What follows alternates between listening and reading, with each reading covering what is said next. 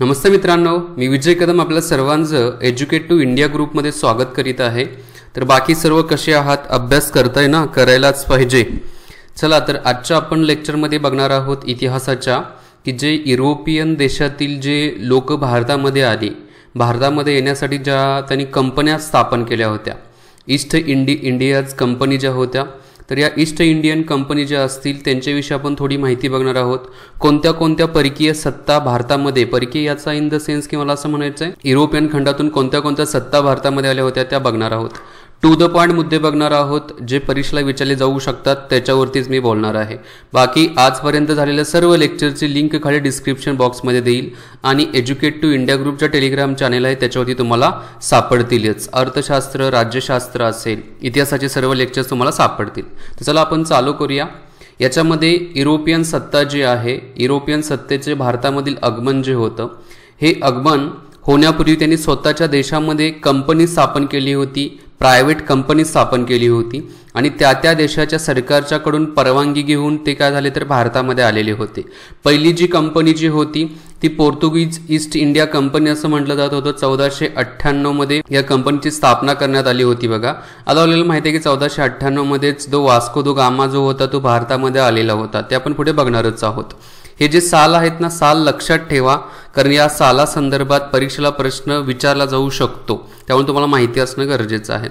British east India कंपनीची जी स्थापना जी होती ती 1600 मध्ये करण्यात आली होती। राणीचा जाहीरनाम्याची जी होती किंवा राणीचा जो परवानगीचा जाहीरनामा जो होता त्या आधारावरतीच ब्रिटिश ईस्ट इंडिया कंपनीची स्थापना करण्यात आलेली होती। त्याच्यानंतर तिसरी जी आहे ते डच ईस्ट इंडिया कंपनीज, ही डच ईस्ट इंडिया कंपनी जी आहे 1602 मध्ये स्थापन करण्यात आलेली होती। आता याला ईस्ट इंडिया कंपनी असं का म्हटलेलं आहे? बघा, जर आपला भारत असा विचार केला इथून आपल्या भारताच्या बाबतीमध्ये, तर इकडची दिशा कोणती आली तर ही जी आहे वेस्ट म्हणजेच पश्चिम आहे आणि इकडची कोणती आहे? इकडची पूर्व। वरती उत्तर नॉर्थ लिहितो मी आणि खाली साऊथ आहे। आता इथं बघा ईस्ट इंडिया कंपनी शब्द येतोय ना, म्हणजे पश्चिमच्या इकडच्या साईडला युरोप असणार आहे, या पश्चिमच्या भागामध्ये असणाऱ्या देशांनी भारतामध्ये व्यापार करण्यासाठी कंपनी स्थापन केली। मग या देशांच्या तुलनेमध्ये भारत कोणत्या साईडला आहे? ईस्ट, पूर्वेला आहे ना, मग ईस्ट साईडला असल्यामुळे चित्र काय केलेलं आहे तर ईस्ट इंडिया कंपनी असं म्हणण्यात आलेलं आहे। छोटे छोटे पॉईंट्स आहेत, आपण त्याच्यामध्ये कन्फ्युजन होऊन जातो, बट हे पण माहिती असणं काय गरजेचं आहे। ठीक आहे, तर इथं आपण बघितलं की डच ईस्ट इंडिया कंपनीची स्थापना 1602 मध्ये करण्यात आलेली होती। त्याच्यानंतर चौथी जी होती ती डॅनिश ईस्ट इंडिया कंपनी, याची स्थापना जी होती ती 1616 मध्ये करण्यात आलेली होती आणि शेवटची कंपनी जी होती ती फ्रेंच ईस्ट इंडिया कंपनी जी होती ती 1664 मध्ये स्थापन करण्यात आलेली होती। या स्थापना जोड्या लावायला विचारला जाऊ शकतात, थोडं माहिती असावी याच्या संदर्भात। आता आपण नेक्स्ट पॉइंट बघू की जे पोर्तुगीज जे आहेत, पहिल्यांदा भारतामध्ये युरोप खंडातून आलेले जे पहिले कोण होते साम्राज्य, युरोपियन साम्राज्यामधून आलेले तर पोर्तुगीज होते। आता पोर्तुगीजांचा जो वास्को द गामा होता, तुम्ही महाराष्ट्र स्टेट बोर्डाच्या पुस्तकामध्ये पण वाचलं असेल की केप ऑफ गुड होपला वळसा घालून वास्को द गामा हा भारतामध्ये आलेला होता आणि भारतामध्ये येऊन त्यांनी काय केलं होतं तर व्यापार करायला सुरुवात केली होती। तर हा वास्को द गामा पोर्तुगालमधून आलेला होता। पोर्तुगाल हा देश आपल्याला कुठे पाहायला भेटेल तर तो युरोप खंडामध्ये आहे। युरोप खंडाचा मॅप बघा, त्याच्यामध्ये तुम्हाला पोर्तुगाल हा देश पाहायला भेटेल।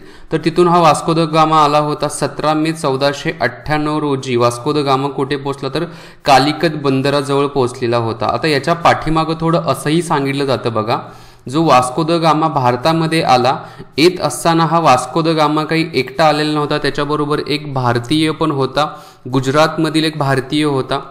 त्याचं नाव पण असं सांगण्यात आलेलं नाही, पण एक गुजरातमधील भारतीय व्यक्ती हा युरोप खंडामध्ये काय करण्यात जात होता तर व्यापारासाठी जात होता गुजरातमधील, आणि त्याच्याबरोबरच वास्को द गामा काय भारतामध्ये आला होता व्यापारासाठी। आता प्रश्न हा आहे की वास्को द गामाने भारताचा शोध लावला असं म्हटलं जात आहे, म्हणजे व्यापाराच्या बाबतीमध्ये, पण इथं असंही म्हणू शकतो आपण की भारतामधून गेलेला एक गुजराती व्यक्ती जे आहे व्यापारच्या दृष्टिकोनातून युरोप खंडामध्ये, त्यानं पहिल्यांदा भारताच्या दृष्टिकोनातून युरोप खंडाचा शोध लावला असं म्हटलं जाऊ शकतं। ठीक आहे, हे जे म्हटलं जात आहे, पण ओके, त्याच्या पाठीमागचं काही आपल्याला म्हणजे ऐतिहासिक पुरावा वगैरे नाही आहेत, पण तुम्हाला माहिती असावं थोडं, त्याच्यासाठी मी सांगितलं. ऐतिहासिक पुरावा वगैरे नाही आहेत, थोडं ऐकलं होतं ते तुम्हाला मी सांगितलेलं आहे. तर चला आपण कालिकतच्या बंदराजवळ वास्को द गामा आला. कालिकत बंदर जे आहे ते आता कोझिकोडा जिल्हा जो आहे केरळ राज्यामधील, या कोझिकोडा जिल्ह्यामध्येच कालिकत बंदर आहे. तर या वेळेला केरळाच्या या भागामध्ये जो झामोरीन नावाचा राजा होता, या झामोरीन नावाच्या राजाच्या परवानगीनेच वास्को द गामा यांनी काय केलं होतं तर भारतामध्ये व्यापार करायला सुरुवात केलेली होती. सुरुवातीला पोर्तुगीजांची व्यापार केंद्र कुठे होती तर कालिकत असेल, कोचीन असेल, कन्नौर असेल, या ठिकाणी काय होतं तर व्यापार केंद्र होती. आणि सुरुवातीला ज्या वेळेला पोर्तुगीज भारतात आले त्यावेळेला त्यांची जी कॅपिटल होती, मुख्य केंद्र जे होतं व्यापाराचं, तर कोचीन होतं.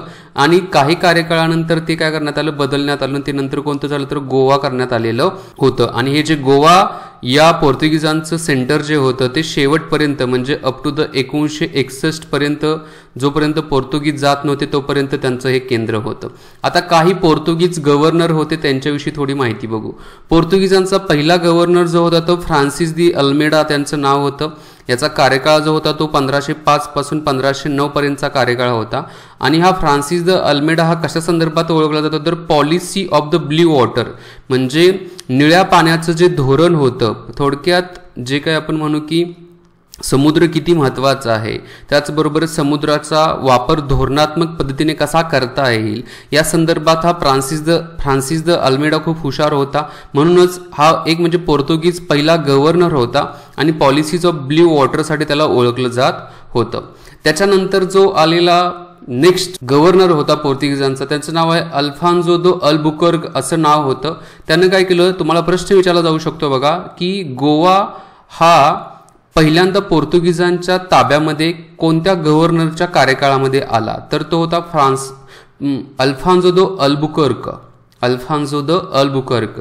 विजापूरचा जो राजा होता, या विजापूरच्या राजाकडून गोवा काय करण्यात आला होता तर हस्तगत करण्यात आलेला होता या अल्फान्सो द अल्बुकर्कच्या मार्फत. कधी तर 1510 मध्ये करण्यात आला होता.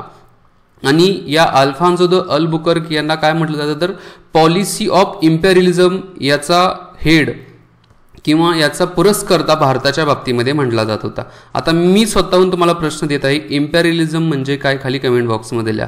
थोडं तुमची व्हॉकॅब्युलरी पण क्लिअर होईल, थोडं लक्षात पण येईल की याचा अर्थ काय आहे तो. नेक्स्ट जो गव्हर्नर जो होता तो निनो द कुन्हा असं त्याचं नाव होतं. निनो द कुन्हा यांनी काय केलं होतं तर जी पोर्तुगीजांची कॅपिटल जी होती, राजधानी होती कोचीन, ती काय करण्यात आली होती, गोव्यामध्ये हलवण्यात आलेली होती. हे तिन्ही बघा गव्हर्नर विचारले जाऊ शकतात. पहिला प्रश्न विचारतील की पोर्तुगीजाचे पहिले गव्हर्नर कोण, दुसरा प्रश्न असू शकतो अल्फान्सो द अल्बुकर्क यांनी किंवा पहिल्यांदा गोवा कुणाच्या मार्फत हस्तगत करण्यात आला असंही विचारला जाऊ शकतो. आणि गोवा ही राजधानी जी आहे कोणाच्या मार्फत बनवण्यात आलेली होती, हे प्रश्न विचारले जाऊ शकतात, त्यामुळे महत्त्वाचे आहेत मुद्दे. आता पोर्तुगीजांचा जो कार्यकाळ होता, या कार्यकाळामध्ये पूर्ण भारतावरती बघा मोगल सम्राटांचं राज्य चाललेलं होतं. आता पोर्तुगीजांचा जो कार्यकाळ होता याच्यामध्ये डिक्लाइन म्हणजे हळूहळू पोर्तुगीजांचा ऱ्हास व्हायला सुरुवात कोणत्या सम्राटाच्या कार्यकाळामध्ये झाला होता, मुघल सम्राट शहाजहानच्या कार्यकाळामध्येच ऱ्हास व्हायला सुरुवात झालेली होता. पोर्तुगीजांची जी पॉवर होती, सत्ता जी होती, त्याचा ऱ्हास व्हायला सुरुवात झाली होती. त्यातच बघा 1661 मध्ये जी मुंबई होती, बॉम्बे त्याला म्हटलं जात होतं, ही बॉम्बे पोर्तुगीजांचा जो राजा होता, किंग होता, या किंगच्या बहिणीचं लग्न हे कुणाबरोबर करण्यात आलं होतं, चार्ल्स दुसरा म्हणजे इंग्लंडचा जो राजा होता चार्ल्स सेकंड याच्याबरोबर करण्यात आलं होतं. डावरी म्हणजेच हुंडा म्हणून काय करण्यात आली तर मुंबई ही इंग्लंडला देण्यात आलेली होती. म्हणजेच कोणाला देण्यात आली होती तर ब्रिटिशांना देण्यात आलेली होती. ब्रिटिश सरकारला आपण म्हणू शकतो देण्यात आली होती. आणि ब्रिटिश सरकारने ती मुंबई कोणाला दिली होती तर ब्रिटिश ईस्ट इंडिया कंपनीला ती मुंबई काय करण्यात आली तर त्याचे प्रशासन पाहण्यासाठी देण्यात आलेली होती. म्हणजे लक्षात घ्या, मुंबई जी होती ती पोर्तुगीजांच्याकडे होती. पोर्तुगीजांनी मुंबई कोणाला दिली होती तर ब्रिटिश जो राजा होता त्या राजाला दिली होती. आणि त्या राजाने ती मुंबई कोणाला दिली होती तर ब्रिटिश ईस्ट इंडिया कंपनीकडे प्रशासनासाठी देण्यात आलेली होती. त्याच्यानंतरचा कार्यकाळ म्हणजे 1739 मध्ये जे मराठा, आता 1739 मध्ये तुम्हाला आठवायला पाहिजे की कोणत्या मराठ्यांनी या पोर्तुगीजांना शह दिला असेल. पहिले बाजीराव पेशवे जे होते यांनी पोर्तुगीजांना शह दिला होता आणि मराठ्यांनी सालेट असेल, बेसेंटचा जो भाग आहे तो भाग काय केला होता तर विजय म्हणून घेतला होता, पोर्तुगीजांच्याकडून हस्तगत केलेला होता. मग राहिलेला कोणता भाग होता पोर्तुगीजांचा तर एकूण राहिलेले दोनच एरिया, एक गोवा आणि दुसरा दीव आणि दमण, हे दोनच भाग राहिले होते. आणि ह्या दोन्ही भागावरती 1961 पर्यंत पोर्तुगीजांचं काय होतं, साम्राज्य होतं. पण 1961 मध्ये, डिसेंबर 1961 मध्ये गोवा जो आहे त्याचबरोबर दीव दमण जो आहे तो भारत सरकारने या पोर्तुगीजांच्याकडून हस्तगत केलेला होता आणि त्याच वेळेला पोर्तुगीजांचं भारतावरील साम्राज्य संपलेलं होतं. हे पोर्तुगीजांच्या बाबतीमधील मुद्दे आहेत. दुसरी जी कंपनी आली होती ती डच ईस्ट इंडिया कंपनी म्हटलं जात होतं. आता डच ईस्ट इंडिया कंपनीची स्थापना 1602 मध्ये करण्यात आलेली होती. यांची पहिली वखार जी होती, ही पहिली वखार कधी स्थापन करण्यात आली होती तर एक म्हणजे 1605 मध्ये मसुलीपट्टणम या ठिकाणी स्थापन करण्यात आलेली होती. प्रश्न विचारला जाऊ शकतो की पहिली वखार कधी स्थापन करण्यात आली होती, कोणत्या ठिकाणी स्थापन करण्यात आली होती. डच यांची 1602 डच ईस्ट इंडिया कंपनीची स्थापना, पहिली वकार मसुलीपट्टणम 1605 मध्ये करण्यात आलेली होती. आता या डचांचं जे साम्राज्य होतं काही प्रमाणामध्ये ते पोर्तुगीजांच्या मार्फत जिंकलेलं होतं. आणि परत आपल्याला माहिती आहे पोर्तुगीजांच्याकडून काही भाग मराठ्यांना आला, काही ब्रिटिशांना गेलेला होता. मराठ्यान ब्रिटिशांना गेलेला होता, त्याचबरोबर नंतर मराठ्यांचा भाग ब्रिटिशांच्याकडे गेला होता. म्हणजे शेवटी कोणाकडे गेला तर हा ब्रिटिशांच्याकडेच गेलेला होता. आता एक म्हणजे बेदारची जी लढाई झाली होती, या बेदारच्या लढाईमध्ये ब्रिटिशांनी काय केलं होतं तर या डचांचा पराभव केला होता या बेदारच्या लढाईमध्ये 1759 मध्ये. आणि डचांचा जो काही प्रदेश जो होता तो ब्रिटिशांच्या ताब्यात गेलेला होता, ब्रिटिश ईस्ट इंडिया कंपनीच्या ताब्यात गेलेला होता. आणि अशा प्रकारे डचांचं पण भारतावरचं जे काही साम्राज्य होतं ते नष्ट झालेलं होतं.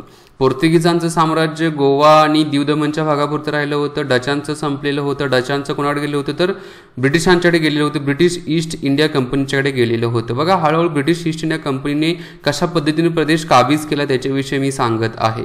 तर हे जे पॉईंट्स आहेत हे पोर्तुगीज आणि डचांच्या संदर्भात आहेत. नेक्स्ट लेक्चरला आपण ब्रिटिशांच्या आणि फ्रेंचांच्या दृष्टिकोनातील जे पॉईंट्स असणार आहेत की जे युरोपियन साम्राज्य भारतामध्ये आलेलं होतं ते आपण नेक्स्ट लेक्चरला बघणार आहोत. मी इथं थांबतो. व्हिडिओ आवडले असेल तर मित्रांनो लाईक करा, शेअर करा आणि चॅनलला सबस्क्राईब नक्की करा, कारण अशा प्रकारचे व्हिडिओ बनवण्याची एक ताकद त्याच्यातून मला मिळू शकते. मी इथं थांबतो. जय हिंद, जय महाराष्ट्र, जय भारत, वंदे मातरम.